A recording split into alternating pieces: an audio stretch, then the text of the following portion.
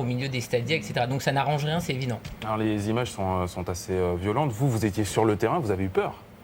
J'ai eu peur, oui, en tout cas, bon, je n'ai eu aucun coup, mais effectivement, tout est parti au départ d'une faute anodine, on l'a dit, hein, sur le Bastier. Et après, en quelques instants, tout le monde s'est retrouvé dans une bagarre générale, que ça soit les stadiers, que ça soit les personnes, on va dire, non identifiées, parce qu'on ne sait pas ce qu'elles font là. Les remplaçants aussi. Les remplaçants. Après, il faut dire aussi que ça soit du côté lensois ou du côté Bastier, les deux entraîneurs ont essayé de calmer tout le monde et de ramener leurs troupes chacune de leur côté.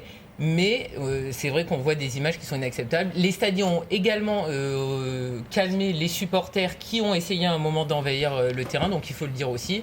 Mais il y a trop de monde à Bastia, c'est un problème, et Frédéric Hans le dit lui-même. À toi. Eh ben, nous avons justement le président Pierre-Marie Géronimi au téléphone. Peut-être. Bonsoir. Bonsoir. Alors, Président, expliquez-nous un peu. On sait que vous avez... il y a eu ce problème sur le terrain. On le disait tout à l'heure, Karine Gailly le disait, elle était présente. Il y avait beaucoup de monde autour de ce terrain. Trop, et peut-être des gens qui n'auraient peut-être pas dû y être. Ben, écoutez, effectivement, sur les images, on voit qu'il y a du monde. Mais vous savez, sur un banc d'une équipe de Ligue 2 et au cours d'une rencontre, il y a pas moins de 12, 13, 14 personnes. Vous avez deux bancs. Vous rajoutez les délégués, vous rajoutez les gens qui sont là pour la sécurité, vous rajoutez les secouristes, évidemment, ça fait du monde. Mais moi, je ne pense pas qu'il y ait plus de monde sur la pelouse à Bastia qu'il ne peut y en avoir ailleurs. Alors, bonsoir, Président. Bonsoir. On vous a vu essayer de séparer un petit peu les belligérants, un petit peu comme les entraîneurs des deux équipes. Vous avez essayé de faire régner le calme. Mais quand on parle de ces personnes qui seraient trop ou pas assez, peu importe, la question c'est est-ce qu'ils sont tous accrédités pour être là? Écoutez, d'abord, je suis content du fait que vous disiez que effectivement j'ai participé à ramener le calme. Pourquoi? Parce qu'il y a quelques minutes, le président de Lens s'est permis sur France Bleu Nord de dire que j'avais fait le guignol. Alors maintenant, pour lui, essayer de ramener du calme, essayer de séparer les gens, c'est être guignol, je veux bien. Bon, c'est vrai qu'il est 19h, c'est peut-être l'heure un peu l'apéritif, on peut se permettre de dire n'importe quoi, mais là, je ne peux pas accepter ça. Après, encore une fois, moi je pense qu'il faut parler du principal. Je veux dire ce qui s'est passé d'important ce soir-là, c'est quand même les agressions, je dis les agressions du joueur Tuchero, et sur un président de club de foot professionnel, et sur un dirigeant de club, et sur des stadiers. Parce qu'effectivement, la bagarre, elle part d'où? Elle part d'une grosse faute. Et on ne peut pas dire le contraire. Président, oui. je n'avais pas vu les images, Président, oui. Jean-Michel Larquet, je n'avais pas vu les images. Mais la faute qui déclenche tout, je vous assure que j'ai l'impression que j'en vois à peu près autant sur beaucoup de stades. Il l'accroche, il lui fait un croche-patte. Bon, c'est pas un tacle à la carotide, Président, hein? Jean-Michel, oui. C'est la 83e, je crois. On est mené 2-0. On revient 2-2. Là, vous venez d'égaliser, là. Les Lensois savent qu'on peut peut-être gagner ce match. Et effectivement, c'est pas tant le tacle. Effectivement, il y a eu cette faute. On peut dire que c'est un coup de pied, mais c'est la réaction du joueur. Si vous regardez sa réaction, il ne se retourne même pas. Il ne s'excuse même pas. Président, soyons sérieux, 2 minutes. C'est un petit croche-patte. Et lui, il s'en va. S'il y a un arbitre, l'arbitre peut lui mettre un carton. Vos joueurs n'ont pas à se ruer dessus comme ils l'ont fait. Et pour terminer avec cette histoire de gens qui doivent être sur le stade ou pas, qui sont accrédités ou pas, l'exemple vient d'en haut, Président. Oui. Et vous savez que vous êtes suspendu, vous ne devez pas être sur le terrain. C'est pas vrai. C'est pas vrai. Je ne suis plus suspendu. Alors là aussi, je ne suis plus suspendu. Et si j'étais sur le terrain, c'est que je pouvais être sur le terrain.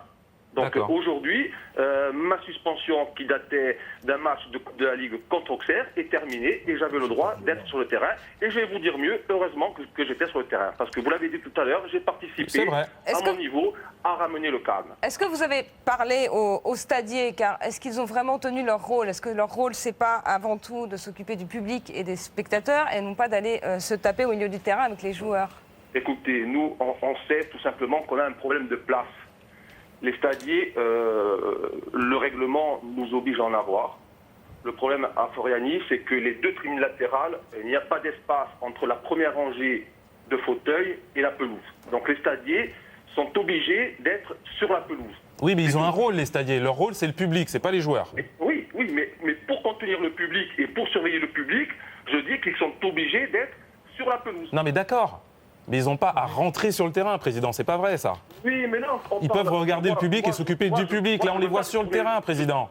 Oui, je ne veux pas détourner le sujet. Mais encore une fois, si le débat de ce soir, c'est de dire oui, les stadiers... Très bien, mais c'est pas le plus grave. Non, il y a plusieurs entrées, Président, mais on va procéder par ordre. Mais c'est pas le plus grave.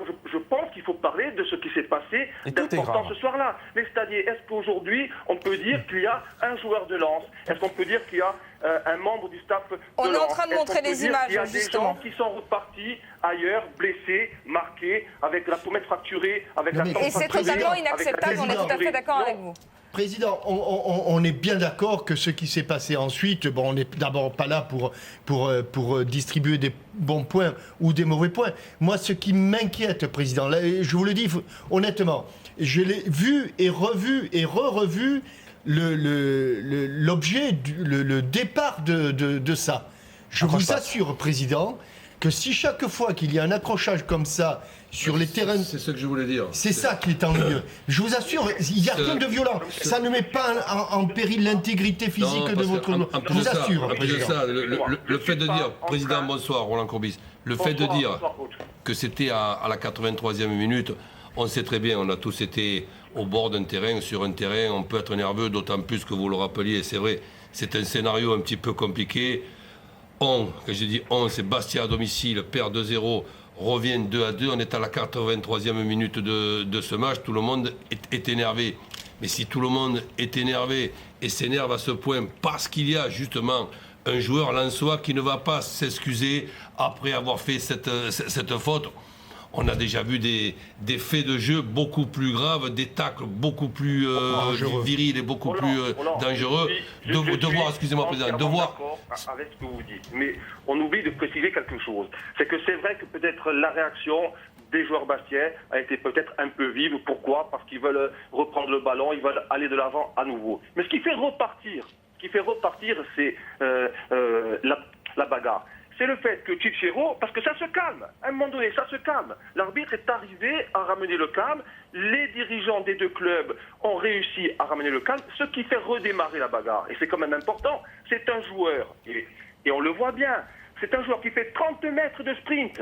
On l'a mis en ligne, cette vidéo, sur le site du club. C'est un joueur qui fait 30 mètres de sprint pour venir agresser par derrière un président de club. Et il est évident que c'est ce qui fait, et ça personne ne peut nier, que la bagarre repart. C'est ça qui est important. Évidemment que la première réaction des joueurs bastiais, elle est... Non, mais il ne doit pas y avoir de bagarre, Président. Voilà. Il ne doit pas y avoir de bagarre. Vos remplaçants qui rentrent sur le terrain, c'est pas normal, Président. Gilles Vessière a une question à vous poser. Que ce soit Bastia ou Bastia. Président, bonsoir. Bonsoir, Gilles Vessière. Bonsoir. J'ai eu la chance, et je dis bien j'ai eu la chance d'arbitrer beaucoup de matchs en Corse, donc je pense que je connais très très bien le football corse. Et moi, je me suis attardé, Président, à regarder un chiffre éloquent, c'est la situation des cartons rouges et des cartons jaunes sur les matchs qui se jouent à Bastia. Quand on voit, Président, que Bastia, sur les matchs donc, de Bastia, Bastia qui est très bien classé au Chargé Fair Play, a reçu trois cartons rouges. Donc dans la saison, ils les ont reçus bien entendu à Bastia. Et sur les 18 cartons rouges que prend Bastia, ils en prennent 13 à domicile. C'est-à-dire que cette équipe de Bastia a fait 6 matchs à domicile, il a pris 90% de ses sanctions administratives pour seulement 5 petits cartons en 5 matchs à l'extérieur. Donc l'atmosphère de Furiani aujourd'hui, elle pèse aussi pour les joueurs de Bastia. C'est la question que je voudrais vous dire, Président. Comment cette équipe peut à l'extérieur être aussi performante et aussi disciplinée à prendre aucune sanction administrative, pour ainsi dire, parce que 5 cartons jaunes en 5 matchs, c'est vraiment rien du tout au niveau de la Ligue 2, et de se retrouver avec 90% de ces sanctions et près de 18 sanctions administratives quand on joue à domicile. Or, on sait bien, l'expérience nous le fait dire, que c'est largement le contraire, car l'équipe qui joue à domicile ne fait beaucoup moins de fautes que l'équipe qui malheureusement est censée être dominée à moins de possession de balles. Donc on voit bien qu'aujourd'hui Furiani pèse aussi sur ses joueurs bastiais. Mais il pèse peut-être sur les joueurs bastiais, mais il pèse aussi sur les joueurs qui viennent jouer ici. Parce que la veille du match, le vendredi, il y a une interview du capitaine de Lens, Yaya. Je le cite. On doit être plus tranchant, plus saignant. On doit avoir les crocs. On est trop gentillets. On doit faire peur. On n'est pas assez tueur. Voilà. Ça, ce sont les paroles du capitaine de Lens la veille du match. Et je peux vous dire que les joueurs de Lens, et puis vous êtes tous des footballeurs, vous connaissez le football, et on ne peut pas dire que sur le terrain, ce soit été des agneaux. Donc à un moment donné, je pense que c'était un vrai match, et le président Martel l'a rappelé lui aussi après, c'était un match d'hommes, c'était un match engagé, et encore une fois, je le répète, on n'aurait pas dû peut-être réagir de cette manière sur la faute du joueur de Lens de Sceaux, mais encore une fois, ce qui fait dégénérer vraiment la bagarre, c'est encore une fois l'attitude de Tichero. Tichero fait 30 mètres, et ça on n'en parle pas assez. Il fait 30 mètres de sprint pour venir frapper quelqu'un dans le dos. Non, on est d'accord, Président, on a vu les images de Tichero, c'est inadmissible aussi. On est tous d'accord. On est d'accord là-dessus. Mais Président, je voudrais vous dire une chose. J'ai joué à Bastia avec Saint-Etienne et j'en garde des souvenirs émus. Il n'y avait pas que des tendres en face. Et vous vous rappelez peut-être d'un garçon qui s'appelait Farina ou Vicenti, il m'a cassé un coup un jour le protège tibia. Bon, ce sont des faits de jeu, mais je vous assure que à cette époque-là, aller à Bastia, il y avait des matchs d'hommes, on ne se faisait pas de cadeaux, mais un croche-patte comme celui que j'ai vu là n'a jamais entraîné ce genre de réaction. C'est ça que je veux vous dire, Président. C'est que Michel, moi, ça n'a jamais été... Je vais être honnête avec vous. Vous pensez vraiment que nous, dirigeants du Sporting, toute la semaine on travaille, et depuis maintenant 18 ou 20 mois, on y vient tout doucement, Président. On a travaillé pour que justement ce stade il se remplisse. On a travaillé pour que ce stade, aujourd'hui, chaque match, il y a entre 10, 11 ou 12 000 personnes. Ce samedi-là, on avait fait honneur aux femmes. Le coup d'envoi avait été donné par une femme. Vous croyez vraiment qu'on travaille pour que les femmes, il faut encore travailler, Président. les familles viennent au stade pour donner ce type de spectacle en fin de match? Il y a eu des réactions, bien sûr, sur cette affaire sérieuse, si vous voulez bien, car j'aimerais avoir votre réaction dessus. On va regarder le communiqué et la déclaration de Frédéric Thiriet à ce sujet.